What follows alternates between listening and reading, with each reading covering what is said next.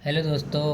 जैसा कि आप जानते हैं कि हमने आपको रिलेशन फंक्शन में इंट्रोड्यूस बता दिया था और उसके बाद कुछ क्वेश्चन भी हमने आपको बताए थे जो पेपर आउट हुआ था। तो आज हमारा चैप्टर 1 का एक्सरसाइज 1.1 है। तो उसमें जो आपको क्वेश्चन दिए हैं मैं आपको ये बताना चाहता हूँ ये क्वेश्चन किस तरह होंगे। ठीक, तो इन क्वेश्चन को करने के लिए पहले मैं आपको एनालाइज बता दूँ उसमें क्या दिया हुआ है। Determine whether each of the following relation are reflexive, symmetry and transitive.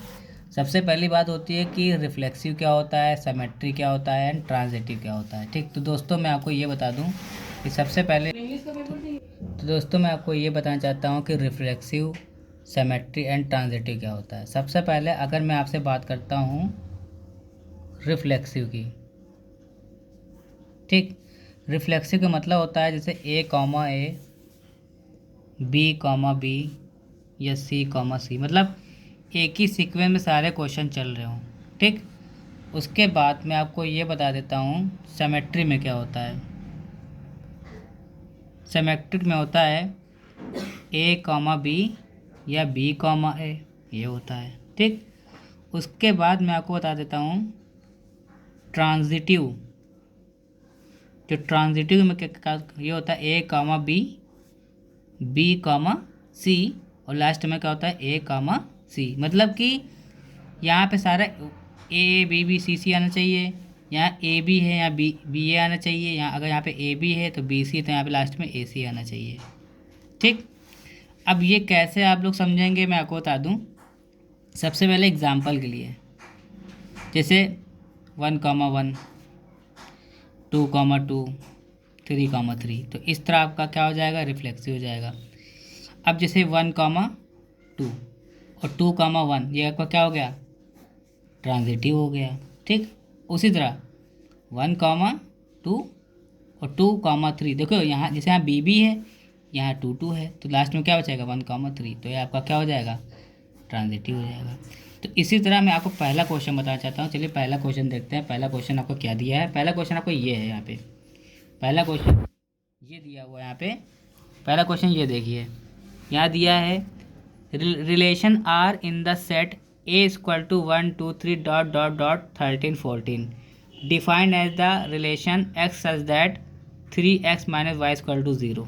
Okay, चलिए देखते हैं। इस वाले क्वेश्चन को अगर देखेंगे तो लिखा है, तो क्वेश्चन नंबर पहला है, दिया है ए इक्वल टू 1 2 3 डॉट डॉट 13 14। ठीक है, और आपको रिलेशन क्या दिया है, रिलेशन दिया है X comma Y such that 3x minus Y equal to 0।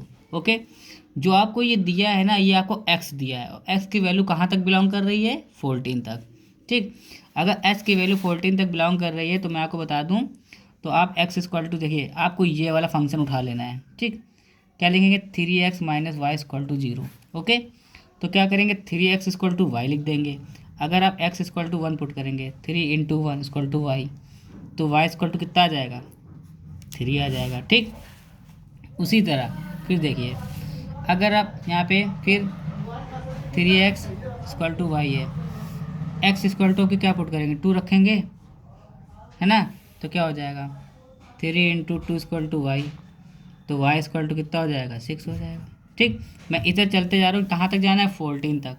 ठीक, फिर 3x इक्वल टू वाई है, अब तीन रख दीजिए, 3 इंटू 3 कितना हो जाएगा वाई, तो y इक्वल टू कितना हो जाएगा 9। ठीक, अब कितना रखना है, 4, 3x इक्वल टू वाई, तो 3 इंटू 4 इक्वल टू वाई, तो y इक्वल टू कितना हो जाएगा 12।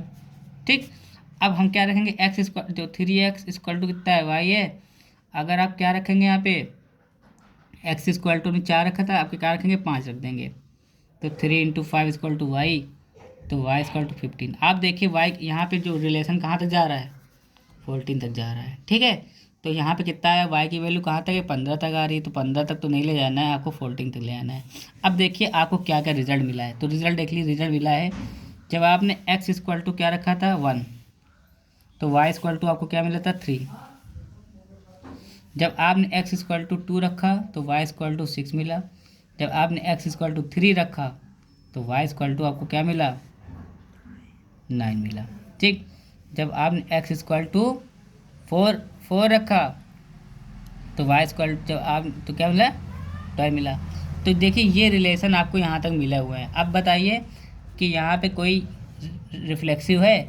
अभी हमने आपसे कहा था कि रिफ्लेक्सिव का मतलब क्या होता है, ए, बी, सी, 1 1 2 2 3 3। आप देखिए यहाँ पे 1 1 2 2 3 3 आ रहा है, तो आप लिखेंगे रिलेशन डज नॉट रिफ्लेक्सिव। ठीक, उसके बाद सिमेट्री।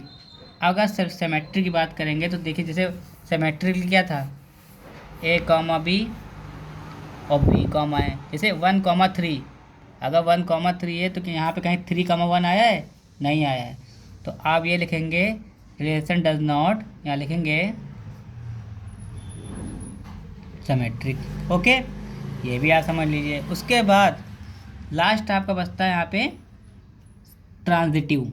ट्रांजिटिव का मतलब क्या होता है, ट्रांजिटिव का हमने आपको बताया था, जैसे कि A, B और B, C, तो लास्ट में A, C भी आना चाहिए। तो आप देखिए A, B जैसे 1, 3 आ रहा है, तो 1 जैसे मान लीजिए 1, 3, तो क्या यहाँ देखिए 3, 9 आया, एग्जाम्पल दैट 3, 9। अब देखिए यहाँ पे 3, 9, तो अगर 3 से 3 जाएगा तो 1, 9, कहीं 1, 9 आ रहा है, कहीं नहीं आ रहा है। तो आप लिखेंगे रिलेशन डज नॉट, यहाँ लिखेंगे ट्रांजिटिव। Okay, thank you.